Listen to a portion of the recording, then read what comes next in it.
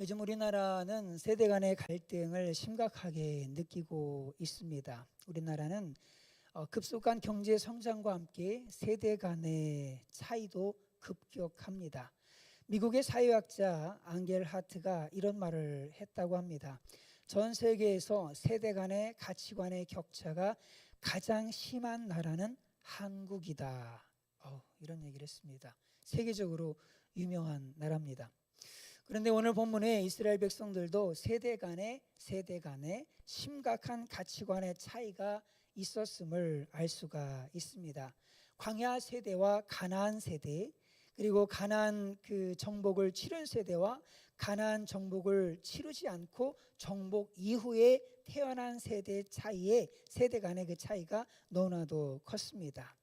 오늘 말씀은 바로 이 전후 세대, 그 다음 세대에게 주시는 하나님의 경고와 권면의 말씀입니다. 같이 한번 읽습니다. 시작.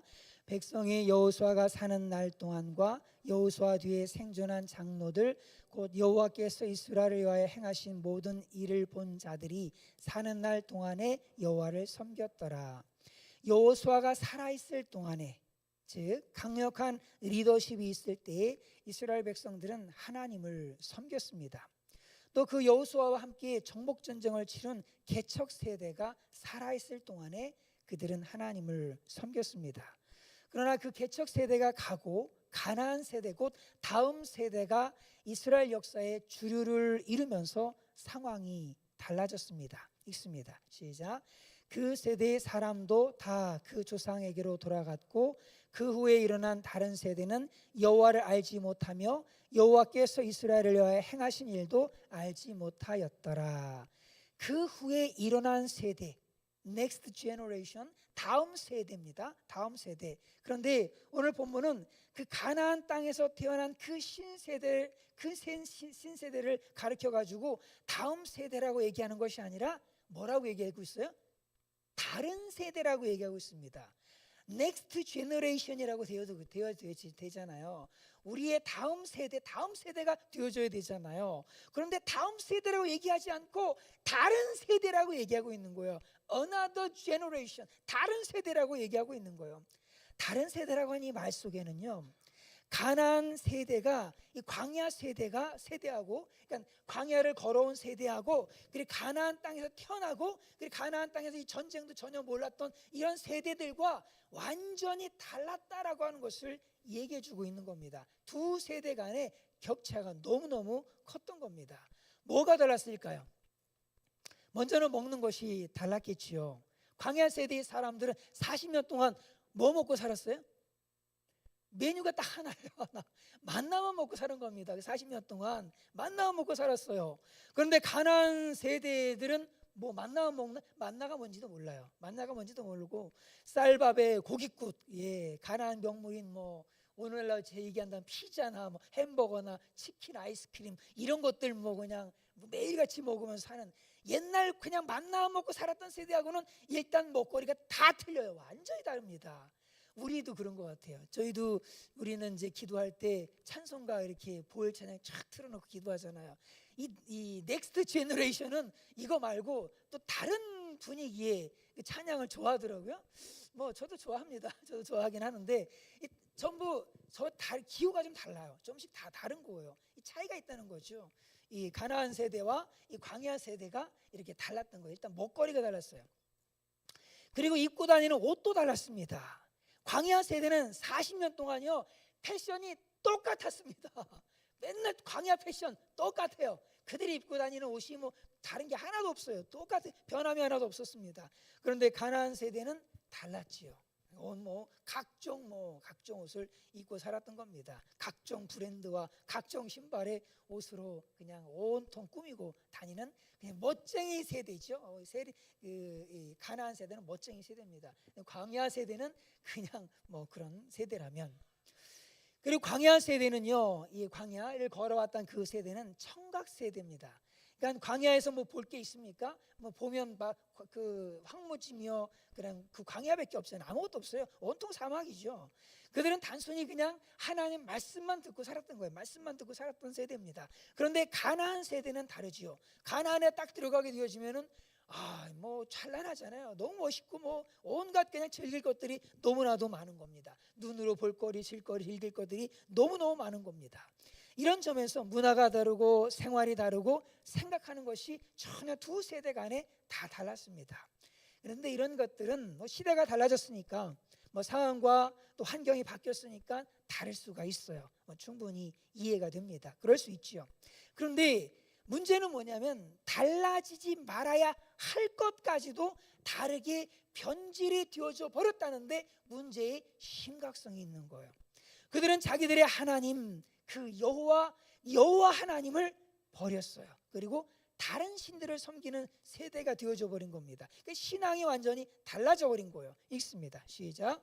애굽 땅에서 그들을 인도하여 내신 그들의 조상들의 하나님 여호와를 버리고 다른 신들 곧 그들의 주위에 있는 백성의 신들을 따라 그들에게 절하여 여호와를 진노하시게 하였으되. 광야를 걸어온 그 조상 세대들은 오직 여호와 하나님만을 그냥 이렇게 섬기고 살았어요. 뭐 그 가운데 뭐 우상 숭배 해가지고 혼나기도 할 또 몇 번 그런 적도 있지만서도 그래도 하나님만을 꾸준하게 섬겨온 그런 그 세대가 광야 세대거든요.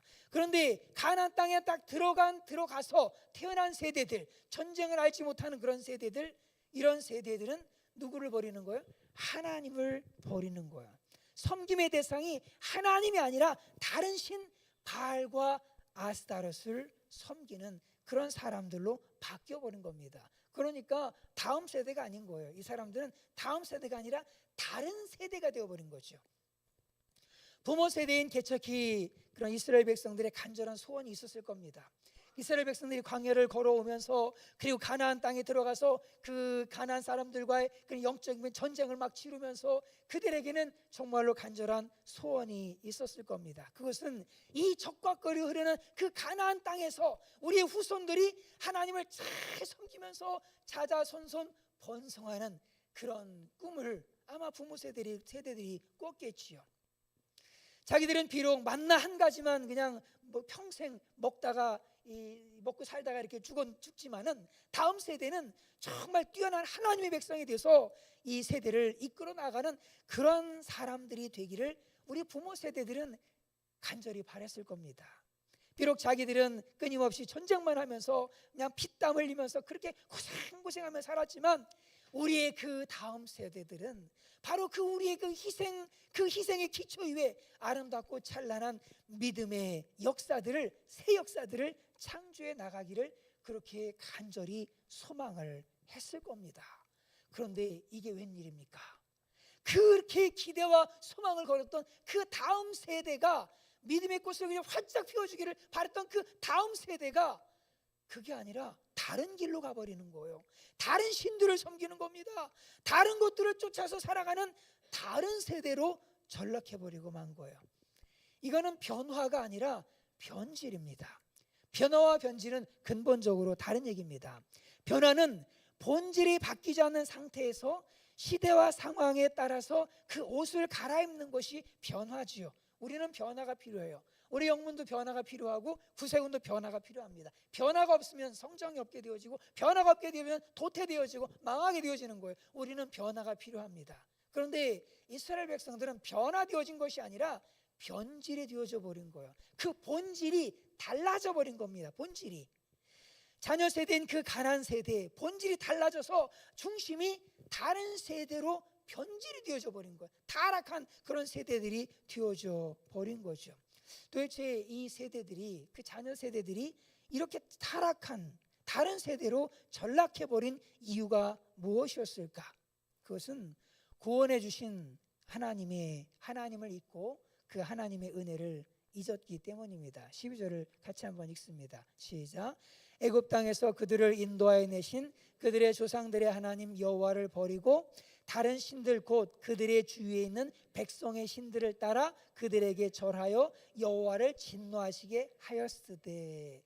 애굽 땅에서 그들을 인도하여 내신 그들의 하나님 여호와를 버렸습니다. 이스라엘 백성들이 얼마나 참 은혜 받은 백성들입니까? 과거 애굽에서 종살이하던 그 노예 백성 아닙니까? 비천한 노예들 아닙니까? 그런데 하나님께서 그들을 그 노예 백성에서 구원해 주셨잖아요.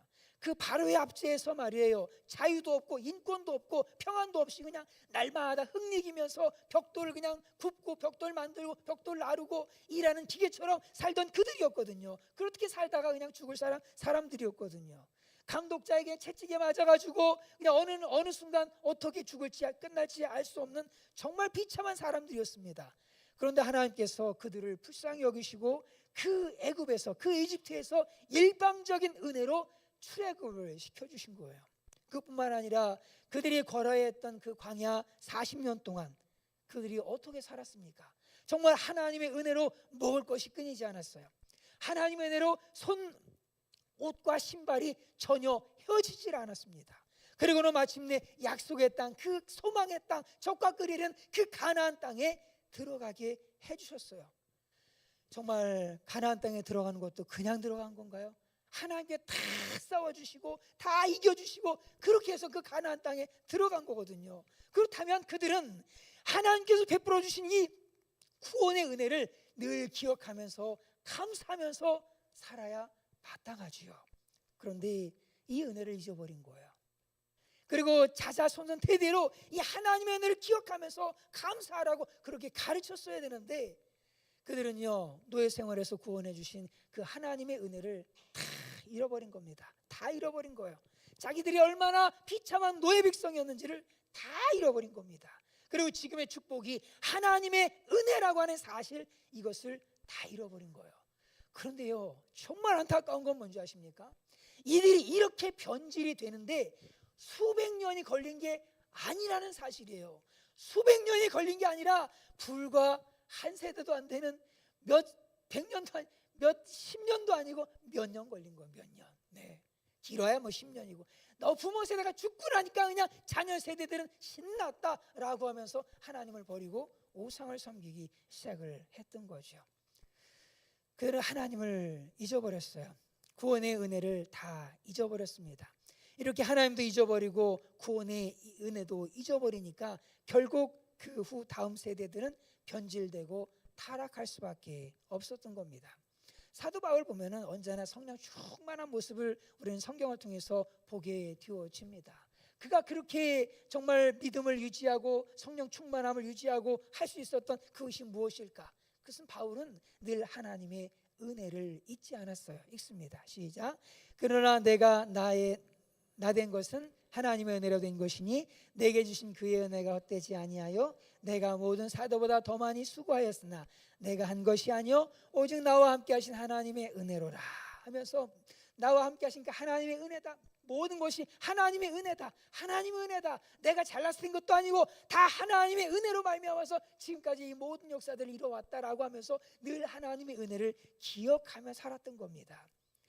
그것은 우리 자녀 세대도 마찬가지입니다. 이 하나님과 하나님의 은혜를 잃어버리게 되어지면 그때부터 변질되게 되어집니다. 그러므로 믿음이 변질되지 않고 타락하지 않도록 우리 자녀들이 하나님을 잊지 않고 어떤 가운데서 구원해 주셨는지 그 구원의 은혜를 잊지 않도록 우리는 늘 가르쳐 주어야 됩니다. 이때 우리 다음 세대가 다른 세대가 아니라 다음 세대가 되어져서 계속해서 하나님께 쓰임을 받을 수가 있게 됩니다. 우리 부교님들의 자녀들이 하나님과 하나님의 은혜를 기억하고 다른 세대가 아닌 우리의 다음 세대로 우리 하나님께 쓰임받는 은혜가 있기를 기도합니다. 그리고 하나님의 그리고 이스라엘의 그 자녀 세대가요, 또 다음 세대가 아닌 다른 세대가 되어버린 데는 또 다른 이유가 있어요. 그건 뭐냐면 가나안 문화의 영향을 그대로 받았기 때문에 그렇습니다. 읽습니다. 시작. 곧 그들이 여호와를 버리고 바알과 아스타롯을 섬겼으므로. 하나님은 눈에 보이지 않지요. 손에 잡히지도 않아요. 하나님의 말씀은 때때로는 되게 부담스럽습니다. 딱딱하기도 하지요. 네. 그래서 어떤 사람은 하나님의 말씀을 수면제로 사용하기도 합니다. 어쨌든 하나님 말씀은 참 고리타분하고 재미가 없다, 뭐 이런 거겠지요. 예, 그런 건가요? 그럴 뿐만 아니라 하나님의 말씀은 당장의 유익이 없는 것 같아요. 성경 말씀이 이게 뭐 당장 내 삶에 돈이 되는 것도 아니고 뭐 아무 주는 게 없어요. 예, 아무 주는 거 없어요. 그 유익이 전혀 없는 것처럼 그렇게 느껴지기도 합니다. 그런데요, 반면에 이스라엘 백성들 편에서 그렇다는 거예요. 반면에 가나안의 그 우상들은요, 눈에 보여요. 일단은 바알과 아스타롯이 눈에 보이는 거예요. 눈에 보입니다. 신이 눈에 보이는 거예요. 그들 신이. 그리고 그들의 신은 어떤 신이냐? 풍요를 주는 신이고 쾌락을 주는 신입니다. 그리고 그럴 뿐만 아니라 아스타롯 신전에서는요, 카니발 축제가 벌어졌는데 먹고 마시고 흔들고 춤추고 뛰놀고 이런 이벤트들이 그냥 자주자주 열리는 겁니다. 자주자주. 그러니까 얼마나 재밌습니까? 그러다 보니까 재미와 즐거움을 추구하는 이스라엘의 젊은 세대들, 이 젊은 세대들이 그들의 문화에 영향을 받는 것은 어찌 보면 당연한 거예요. 그들의 문화에 그냥 그대로 그냥 영향을 받게 되어지죠. 우리의 자녀들도요, 부모님의 품에 있을 때는 그나마 하나님 앞에 나와서 예배도 드리고 했습니다. 그런데 사회에 발을 내딛기 시작하면서 우리의 자녀들은 세상의 불신자들과 어울리기 시작을 합니다. 그러면서 세상의 여러 가지 즐거움들을 함께 쫓아다니는 거예요. 친구들과 함께. 그러면서 한 번, 두 번 이제 교회를 나오지 않기 시작을 하지요. 네, 그러면서 나중에는 아예 교회의 발을 딱 끊어버리는 그런 세대들이, 자녀들이 얼마나 많습니까? 그것도 초반에 잡아주면은 그래도 그나마 더 이제 빗나가는 걸 막아줄 수 있는데 초반에 못 잡았어. 부모가 어쨌든 먹고 사는 바빠서든 뭐 어쨌든 간에 초반에 못 잡았어. 그래가지고 1년 지나고 2년 지나고 이제 20대가 다 지나가 버렸어요. 예, 초반에 잡아야 되는데 20대 못 잡아버렸어. 10년이 지나가 버린 겁니다. 더 잡기 힘들어요. 이제 20대가 이 30대를 쭉 넘어가는데 30대도 어쩌다 보니 참 못 잡았어. 이제 머리가 크니까 자녀들이 말을 안 듣잖아요, 그죠? 더 못 잡는 거예요. 30대 들어가면 정말 낙심이 되죠. 40대 들어가면은요, 부모는 늘 하나님 앞에 나오면은 한숨밖에 안 나와. 하나님 언제입니까? 하나님 언제입니까? 라고 하면서 참 기도하게 되어지죠.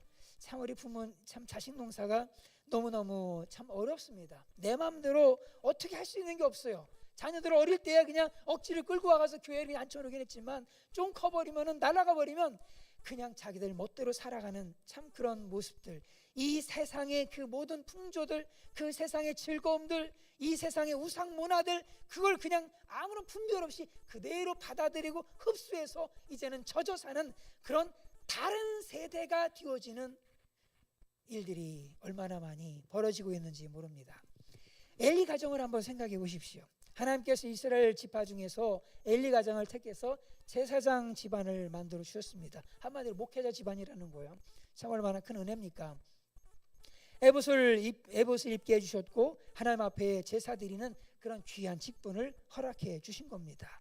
이것은 엘리 집안에 임한 하나님의 큰 축복이었어요. 정말 큰 축복이죠. 그런데 엘리의 그 다음 세대인 두 아들이 있는데 홈리와 비느하스가 있습니다. 그런데 이 아들들은 불량자예요. 하나님을 몰랐습니다. 읽습니다. 시작. 엘리의 아들들은 행실이 나빠 여호와를 알지 못하더라. 그런데 이 당시는 제사장 직분이 다 세습입니다. 세습이라서 아버지가 제사장이면 자녀들은 자동적으로 제사장인 거예요. 그 족속들이 다 그냥 제사장 족속이 되어지는 거거든요. 그러니까 이 아버지가 제사장이고 그럼 아들이 이제 아버지가 늙었으니 연세가 들었으니까 이제 아들들 홈리와 비느하스가 이제는 제사장이 되어지는데 이 제사장이 된 홈리와 비느하스가 하나님을 몰라요. 그럴 뿐만 아니라 행실이 나빠요. 이런 상황이 되어져 버린 겁니다. 하나님에 대한 경외심도 없어요. 그래가지고 하나님 앞에 제물을 드리면 이제 불로 이렇게 태워서 하나님 앞에 드리고 그렇게 하고서 일부분은 제사장의 몫으로 이제 가져가게 되어지는 거거든요. 그런데 하나님에 대한 두려움도 없어요. 경외심도 없어요. 그래서 하나님 앞에 제물 드리기 그 이전에 난 생고기 좋아해 라고 하면서 그냥 그 생고기를 가져가고 이런 일들을 그냥 막 뺏어가 버리는 거야. 안 주려면은 막 뺏어가 버리는 거예요. 이런 일들을 제사장들이 벌였다는 얘기죠. 제사장들이 뿐만 아니라 성전문에서 섬기는 여인들과 동침하는 악한 죄도 저질렀습니다. 읽습니다. 시작. 엘리가 매우 늙었더니 그의 아들들이 온 이스라엘에 행한 모든 일과 회막문에서 수종드는 여인들과 동침하였음을 듣고 그들은 부모 세대와는 전혀 다른 세대가 되어지고 말았어요. 악한 세대가 되어지고 말았습니다. 방자한 세대요, 음란한 세대로 전락하고 말았어요. 이때 하나님께서 이렇게 경고하시죠. 읽습니다. 시작. 내가 전에 내 집과 내 조상의 집이 내 앞에 영원히 행하리라 하였으나 이제 나 여호와가 말하노니 결단코 그렇게 하지 아니하리라. 나를 존중히 여기는 자를 내가 존중히 여기고 나를 멸시하는 자를 내가 경멸하리라. 결국 홈리와 비느하스는요, 하나님의 심판을 받아서 한날의 전쟁터에서 죽습니다. 이 소식을 들은 아버지 엘리도 의자에서 넘어져서 목이 부러져서 죽습니다. 그리고 마침 손자를 해산하고 있었던 며느리가 있었는데 그 며느리도 이 소식을 듣고는 아이를 낳고 죽었습니다. 집안 식구 4명이 한날에 그냥 다 죽어버린 거예요. 참 하나님의 진노의 손길이 참 무섭습니다. 이를 볼 때 내 당대의 신앙도 중요하지만 자녀 세대인 다음 세대의 신앙 또한 얼마나 중요한지 모릅니다. 그러면 우리는 우리의 자녀들, 그 다음 세대를 어떻게 키워야 될 것인가 심각하게 고민해 보아야 할 것입니다. 하나님의 구속 역사를 계승할 다음 세대로 키울 것인가, 아니면 이 세속주의에 병든 다른 세대로 키울 것인가, 민족을 위기로부터 구원한 사무엘처럼 키울 것인가, 아니면 집안을 말아먹은 홈리와 비느하스처럼 키울 것인가, 우리는 진지하게 생각해 봐야 합니다. 사람들은 요즘 세대가 너무 힘들다고 얘기를 합니다. 정말 물질적이고 육신적이고 너무 자기중심적이기 때문에 이 자녀들을 신앙으로 키우기가 너무너무 어렵다고 그렇게 얘기를 해요. 그런데 꼭 그런 것만은 아닙니다. 하나님께 쓰임받은 이 사무엘과 그리고 하나님께 버림받았던 엘리의 두 아들 홈리와 비느하스, 이 사람들이요 서로 다른 세대 사람들이 아닙니다. 동시대 사람들이에요. 같은 세대 사람들입니다. 더욱이 이 세 사람들은 한 집안에 살았어요. 한 집에 살았습니다. 한 집에 산 그런 청소년들이었던 거예요. 같이 밥 먹고 같이 자란 그런 청소년들이었던 것이요. 그런데 어떻게 이렇게 다를 수가 있을까? 어떻게 홈리와 비느하스 같은 이런 사람들이 있을 수 있을까? 그리고 어떻게 이 사무엘처럼 또 이런 사람들이 있을까? 참 놀랍습니다. 달라도 너무너무 달라요. 그런데 거기에는 이 사무엘이 누구의 아들이냐라고 하는 것을 따져가 보면은 좀 얘기가 좀 달라집니다. 사무엘은 한나의 기도를 먹고 자란 아이입니다. 믿음으로 양육받은 믿음의 아들이었던 것이요. 그럴 뿐만 아니라 어머니 한나로부터 어릴 때부터 이 사무엘은 성전에서 기도하면서, 성전에서 하나님께 봉사하면서 그렇게 자랐던 거예요. 성전에 늘 기도하면서, 성전에 봉사하면서 이렇게 자랐던 겁니다. 그런 반면 홈리와 비느하스는 아버지의 어떤 인간적인 사랑과 물질로 키워진 아들들이에요. 신앙으로 키워진 아들들이 아니라 물질과 인간적인 사랑으로 키워진 그런 아들들이죠. 그래서 하나님은 엘리 제사장을 이렇게 책망을 하세요. 읽습니다. 시작. 너희는 어찌하여 내가 내 처소에서 명령한 내 제물과 예물을 밟으며 내 아들들을 나보다 더 중히 여겨 내 백성 이스라엘이 드리는 가장 좋은 것으로 너희를 살지게 하느냐. 내 아들들을 나보다 더 중히 여겨. 엘리 제사장은 하나님보다 아들이 더 소중했던 사람이에요. 하나님보다 아들이 더 소중했던 사람이에요. 그런 사람은 신앙보다 아들이 더 소중한 거예요. 그러니까 인간적으로 아이들을 키웠던 겁니다. 영적인 것보다는 물질적인 것들로 그냥 자기 자녀들을 그냥 열심히 살을 찌웠던 겁니다. 그 결과가 뭐냐? 너무나 비참한 거예요. 당장에는 그들이 그냥 사람들 앞에 서서 제사장의 직분도 감당하고 그러니까 괜찮은 줄 알았어요.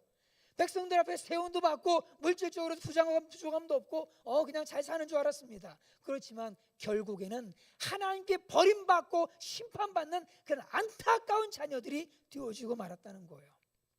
그러므로 우리 부모 세대는 다음 세대가 되어져야 될 그 자녀 세대를 하나님을 알도록 가르쳐야 됩니다. 읽습니다. 시작. 그 세대의 사람도 다 조상들에게로 돌아갔고 그 후에 일어난 다른 세대는 여호와를 알지 못하며 여호와께서 이스라엘 위에 행하신 일도 알지 못하였더라. 알지 못했다는 말을 2번이나 반복하고 있어요. 알지 못하며 알지 못하였더라. 모르는 게 문제인 겁니다. 모든 문제의 뿌리는 하나님을 알지 못하는 데서부터 시작이 되어지는 거예요. 영국의 극작가 오스카 와일드는 이런 말을 합니다. 하나님을 모르는 교육은 현명한 악마를 키우는 것 같다. 정말 그런 것 같습니다. 성경은 이렇게 말씀하죠. 읽습니다. 시작. 그러므로 우리가 여호와를 알자. 힘써 여호와를 알자. 그의 나타나심은 새벽빛같이 어김없나니 비가 같이 땅을 적시는 늦은 비와 같이 우리에게 임하시리라 하니라. 여호와를 알자. 힘써 여호와를 알자. 실제로 하나님을 모르고요, 하나님께 대한 경외심을 배우지 않으면 아무리 최고의 교육을 받고요, 아무리 최고의 대학을 나오고 그래도 할지라도 누구의 종이 되는 거예요? 사탄의 종이 될 수밖에 없는 겁니다. 그러므로 다음 세대들에게, 자녀 세대들에게, 후배 세대들에게 하나님을 알도록 그렇게 가르쳐야 됩니다. 그래서 하나님은 이스라엘 백성들에게 너희들 가나안 땅에 들어가거든 제발 이렇게 해라 라고 하면서 쉐마의 말씀을 주셨어요. 읽습니다. 시작. 오늘 내가 네게 명하는 이 말씀을 너는 마음에 새기고 네 자녀에게 부지런히 가르치며 집에 앉았을 때든지 길에 갈 때든지 누워 있을 때든지 일어날 때든지 이 말씀을 강론할 것이며 너는 또 그것을 내 손목에 메어 기호를 삼으며 내 미간에 붙여 표를 삼고 또 내 집 문설주와 바깥문에 기록할지니라. 한마디로 뭐예요? 자녀에게요, 시도 때도 없이 공부해라. 공부해서 세상에서 그냥 위대한 사람 되라, 큰 사람 되라 라고 가르친 것이 아니라 시도 때도 없이 하나님의 말씀을 가르치라고 그렇게 말씀하고 계시는 거야. 아침에 일어나면 가장 먼저 수학책을 들고 영어책을 들고 공부하도록 가르친 것이 아니라 가장 먼저 성경 말씀을 읽고 그 성경을 묵상하면서 살도록 그렇게 가르치라고 말씀하시는 거예요. 그때 그 하나님의 말씀이요, 우리와 우리의 다음 세대를 이 세상의 온갖 죄악과 유혹으로부터 지켜주기 때문에 하나님께서 그렇게 말씀하시는 거예요. 이렇게 말씀을 사랑하는 그런 사람들, 그런 모임, 그런 공동체, 그런 개인은 하나님께서 축복해 주십니다. 그러나 하나님 말씀을 무시하고 성경을 놓아버리고 오직 재물과 이 세상의 성공만을 쫓아간 그러한 사람들, 그러한 가문 결코 오래가지 못합니다. 그럼 우리 이산영문의 젊은이들이 말씀을 공부하고 말씀을 묵상하고 말씀을 가르치고 말씀에 순종하기를 힘쓰는 그런 세대가 되기를 간절히 바랍니다. 그래서 하나님을 더 알고 하나님의 은혜를 많이 알고 많이 알아서 정말 아무리 세대가 바뀌고 세상 문화가 바뀌어도 하나님을 슬프시게 하는 그런 다른 세대가 아니라 하나님의 역사 창조를 이어나가는 예산 영문의 미래요 다음 세대로 세워주시기를 간절히 바랍니다. 우리의 신앙의 열정이 우리의 당대에서만 끝나서는 안 될 줄로 분명하게 믿습니다. 잠깐 타오르다가 그냥 꺼져버리는 그런 불이 되어서는 안 됩니다. 다음 세대에도 그리고 그 다음 세대에도 믿음의 유산을 계속해서 계승 발전시켜서 나아가야 될 줄로 분명히 믿습니다. 우리 예산영문의 젊은이들이 하나님을 깊이 알고 하나님의 은혜를 깊이 아는, 그래서 우리가 세워놓은 그 기초 위에 아름다운 신앙의 꽃을 피워가는 다음 세대들로 견고하게 세워져가는 은혜가 있기를 주님의 이름으로 축원을 드립니다.